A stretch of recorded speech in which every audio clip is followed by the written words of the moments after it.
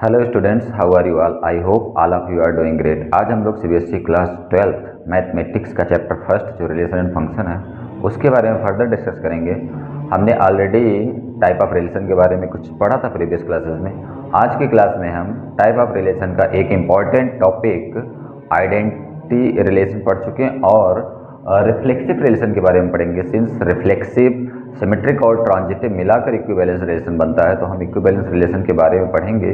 उससे पहले reflexive, transitive और सिमेट्रिक होना किसी रिलेशन का किस लिए ज़रूरी है ये पढ़ना है। तो सबसे पहला स्टेप है इसमें टाइप ऑफ रिलेशन में reflexive relation.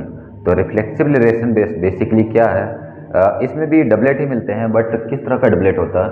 A relation R is said to be reflexive if every element of A is related to itself. A relation R is said to be reflexive if every element of A is related to itself.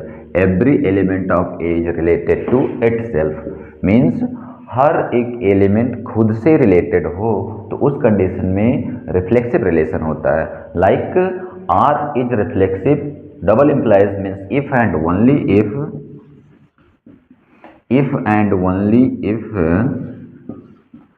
A belongs to R. ये open है। Open का मतलब हो गया ए के अलावा भी कुछ रिलेशंस आ सकते हैं, और अगर ये कंस्ट्रक्टेड हो जाता तो यहीं पे हम रुक जाते। तो ये कंस्ट्रक्टेड नहीं है, इसका मतलब ये ओपन है, तो ए के अलावा भी एलिमेंट्स आ सकते हैं। लाइक अगर एग्जांपल लेके हम देखें, ए अगर हमारे पास सेट है 1 2 3, ए अगर एक सेट है 1 2 3, तो इसके जो रिलेशंस आएंगे रिफ्लेक्सिव होने के लिए सबसे ज़्यादा जरूरी है सबके डबलेट होने चाहिए।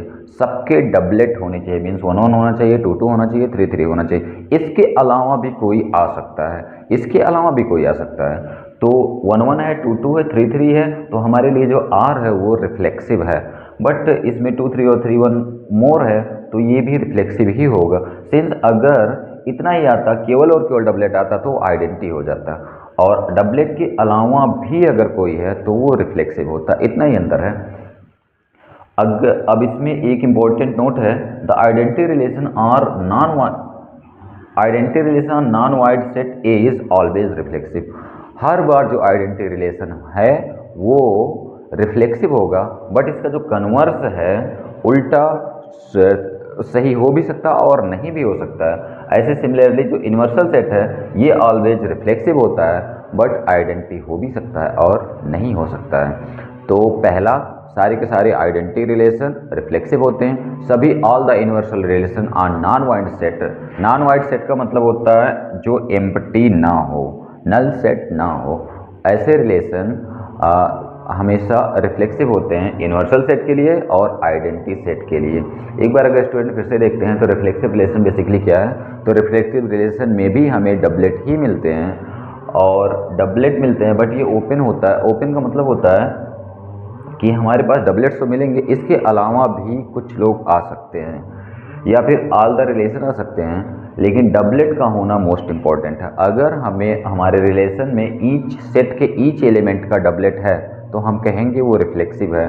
डबलेट के अलावा भी कोई है तो भी चलेगा, लेकिन इसी वजह से अगर केवल और केवल डबलेट है तो हम जानते हैं वो आइडेंटिटी होता है। तो all the identity relation are reflexive, but converse need not be true. Converse means उल्टा इसका सही हो भी सकता है और नहीं सही भी हो सकता है। इसी तरह से जो सेकेंड नोट पॉइंट है रिमार्क टाइप का, जितने भी यूनिवर्सल रिलेशन होते हैं वो भी नॉन वाइड सेट के लिए रिफ्लेक्सिव होते हैं, बट आइडेंटिटी हो भी सकते हैं और नहीं भी हो सकते हैं। तो I think reflexive relation clear हो गया होगा। फिर भी एक बार अगर देखना चाहें तो इसमें और एग्जांपल के थ्रू देख सकते हैं कि आर रिफ्लेक्सिव तब होगा जब A belongs to R for A belongs to A. R reflexive तब होगा जब A belongs to R for all A belongs to A. R reflexive तब होगा जब A belongs to R for all belongs to A. Means सबके doublet मिलने चाहिए और कोई एक्स्ट्रा भी आ सकता है। अब इसके आगे दूसरा रिलेशन जो आता है सिमेट्रिक, हम उसके बारे में डिस्कस करेंगे। तो ये बेसिकली बिल्कुल क्लियर हो गया कि रिफ्लेक्सिव क्या है, सबके डबलेट होने चाहिए, उसके अलावा भी आ सकते हैं। और जो मैथमेटिकल स्टेटमेंट है R is reflexive if and only if A belongs to R for all A belongs to capital A की कंडीशन में जो भी रिलेशन मिलेगा हमें वो रिफ्लेक्सिव मिलेगा। All the identity relation are reflexive and all the universal set are of a non-void set are reflexive.